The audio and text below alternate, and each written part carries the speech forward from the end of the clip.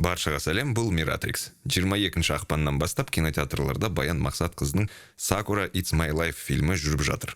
Бұл қайдан шыққан кино және қалай шыққан кино талдап көрейік. Сакураның оқиғасы Рауза сериалынан басталған. Рауза елімізде толыққанды франшизаға айналған аздаған сериалдардың бірі, ал Сакура уақыт өте келе крашқа айналып кеткен сол сериалдың кейіпкері. Жалпы отандық кинода жаңа мода бар. Көрерменнің қызығушылығына ие болған сериалдардың толық метражды жалғасы шығып жатыр. Келінжан болды, Ақпақ келін болды, енді міне Сакура болашақта шекер шығуы тиіс. Айтпақшы, шекерден айтөрегет қыпты. Қызығы батыста мұндай практика жоқтың қасы. Олар сериалды киноға, киноны сериалға айналдырады, бірақ олардың бірін-бірі олар жалғастырмайды. Менің есімде Симпсондардан басқа мысал жоқ екен. Сендерде бар болса комментарийға жаза кетіңіздер. Марвел кино ғаламының фильмдерін жалғастыратын сериалдары бар, бірақ байқасаңыздар, онда кейіпкерлер соңында басындағы нүктеге келіп жетеді. Вижнді тірілткен Ванда қайтадан одан айырылады, Капитан Америка атанған қыран сол атағынан айырылады да, оны қайтадан қайтарып алады, тағысына тағы. Бұл форматты түсінуге болады, сериалдарды көрмеген көрермен фильмдердегі сюжет желісін үзіп алмасын деген ниет қой. Тек Локидің 2-ші маусымында ғана Марвелге үлкен бір өзгеріс алып келді, 2-ші маусымы Локидің. Өйткені Локиді көргендер көп, және 2-ші маусымға ие болған сол жалғыз жоба ғой. Сакураға оралайық. Раузаның 3 маусымын түсірген режиссерлер Самал Смағұлова мен Асар Абылқайыровтың орнын Арман оркестр сериалдарын Түпсана және Жасыл нәски фильмінің режиссері Санжар Омаров басты, және жұмысын жақсы атқарды.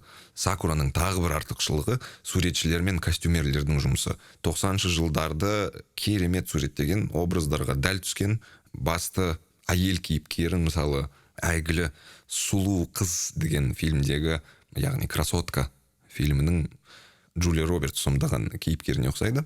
Тағы бір артықшылық ол музыка. Қазақстандық кинода шетел әндері әншейінде қырғыз елімен шектеледі, бірақ Сакурада Доктор Албанды естіп қалуға болады, Ace of Base'ті естуге болады. Оларсыз сол кездің атмосферасын толыққанды беру қиын болар еді деп ойлаймын. Актерлерге тоқталсақ, киноның басты артықшылығы мен үшін ол Маңқа рөлін сомдаған Шерхан Пірназар. Киномыздың тарихында ең есте қаларлық кейіпкерлердің бірі.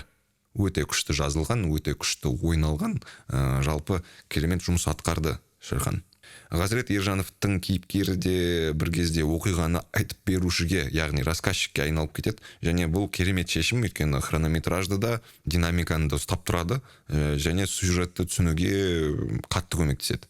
Әшім Ахметовті да бөлек атағым келеді, минимум сөзбен керемет кейіпке түсті, және де онымен болып жатқан сюжеттік желі өте бір жүрекке тиетін желі. Оны көріп тамашаласаңыздар түсінесіздер. Кәдімгідей жаның ашиды ана кейіпкерге. Басты рөлдердегі Айдар Асқарбектің харизмасы мен Диана Ташымбетованың сұлулығы олардың толық метражды дебютінің кемшіліктерін жаба алды кәдімгідей. Оларға қарайсың, көзің тамсанады, бірақ киноның кемшіліктері де жоқ емес. Біріншіден, Диана Ташымбетованың кейіпкері Мадина ашыла алмағандай секілді. Бұл актрисаның емес, сценарийдің кемшілігі деп ойлаймын. Біз сол кейіпкердің өмірі туралы білетініміз, бір орыс апамен тұрады, сол апаның үйінде тұрады, андасында мейрамханаға барады. Сөйтсек, керек кезде сюжетке керекті бір скиллдары пайда болады. Сен, мысалы, оның немен айналысып жатқанын білмейсің, бірақ керек кезде ол белгілі бір затты істей алады екен. Содан кейбір заттарда хабары бар екен деген сияқты. Со жағы кішкене сенімсіз болып қалды. Сосын кейбір аса қызу сахналарда Мадина соғысты көргендей бір өте сабырлы ұстайды өзін. Соған кішкене сену қиын, өйткені дәл сол жағдайға түскен қыз бас болсын, ер бас болсын, кез келген адам кішкене эмоцияға беріледі, ал бұл жерде кәдімгі қатқан мінезді бір қыз болып көрінді. Соған кішкене сену үшін кішкене персонаждың, жаңағы кейіпкердің бэкграундын берген жоқ та. Сонысы бір кішкене кемшілік болып көрінді маған. Содан кейін махаббат желісі, бұл жерде бір күшті бір твист бар. Махаббат желісін спойлерсіз енді атап өту қиын, бірақ махаббат желісінде керемет бір твист, яғни сюжеттік бір бұрылыс бар, және сол бұрылысты жасау үшін басты кейіпкерлердің арасындағы химияға кішкене көңіл бөлінген жоқ, және ол химияны сен фильмнің соңына дейін күтіп отырасың.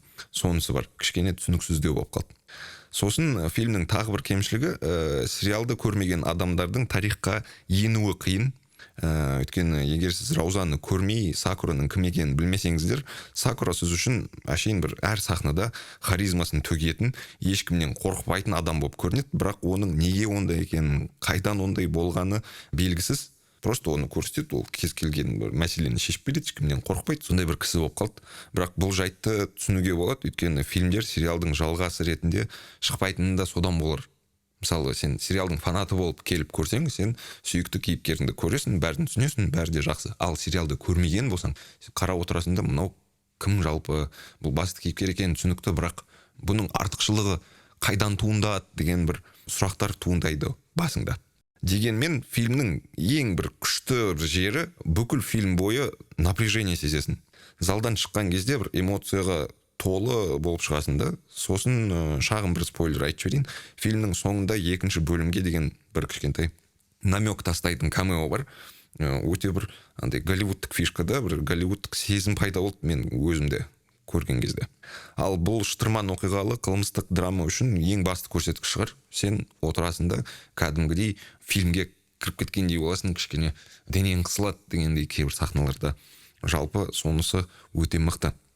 Сакураның бірінші аптада қанша жинаған жайлы ақпарат әзірге жоқ, бірақ келесі аптада оның көрсеткіштері төмендейтіні анық, өйткені Дюнаның екінші бөлімі шығады. Ал бізде жалпы қазақтар комедия болмаса, шытырман оқиғалы, оның үстіне қылмыстық драмаға бара қоймайтыны анық. Содан бір кішкене жаным ашып жатыр да соған. Егер осы шолу сізді қызықтырса, барыңыз, көріңіз, өз ойыңызбен бөлісіңіз, комментарийда талқылайық фильмді. Көріскенше.